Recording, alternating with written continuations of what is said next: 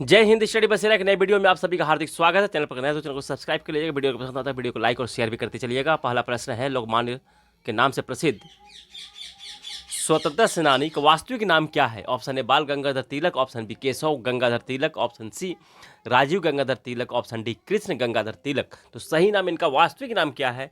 तो इनका वास्तविक नाम है option B Keshav Gangadhar Tilak.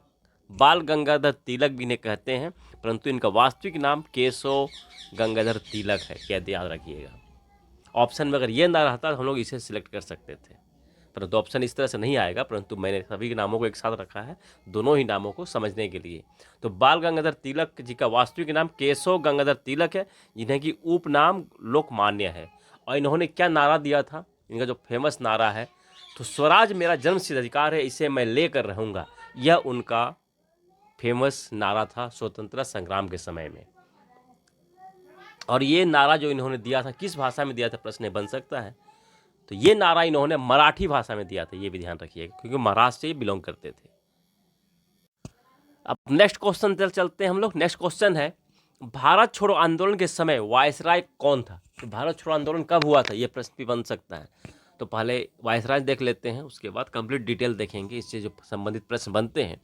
Option A लिंथिंगो, option B Erwin, option C Wellington, option C Webel. तो सही जवाब हो जाएगा ऑप्शन ए लिंथिंगो था भारत का वायसराय 1942 में। 1942 में भारत छोड़ो आंदोलन हुआ था।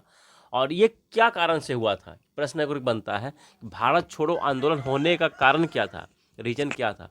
तो क्रिप्स मिशन 1942 में ही क्रिप्स मिशन भी भारत आया था, और उसके फेल हो जाने के बाद महात्मा जी ने भारत छोड़ो आंदोलन को लॉन्च किया था, स्टार्ट किया था।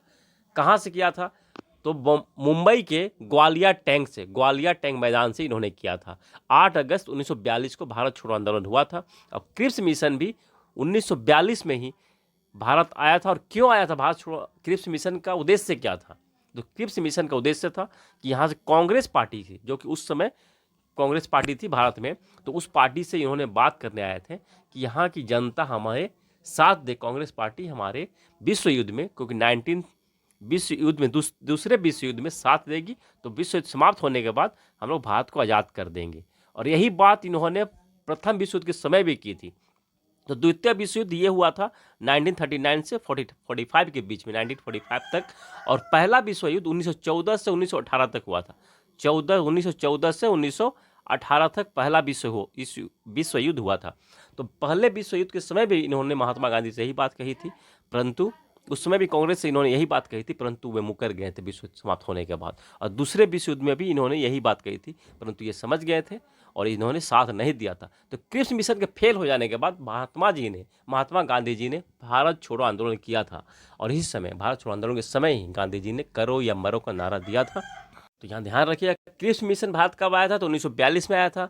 भारत छोड़ो आंदोलन कब हुआ था? तो 8 अगस्त 1942 में मुंबई के ग्वालियर टैंक से भारत छोड़ो आंदोलन का स्टार्ट किया गया था। प्रथम विश्व युद्ध 1914 से 1918 तक, दूसरा विश्व युद्ध 1939 से 1945 तक।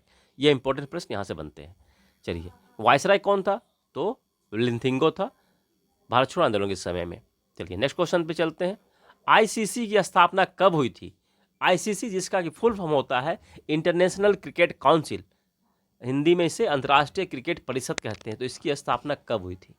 Option A 1910, option D 1909, option C 1945, option C 1989।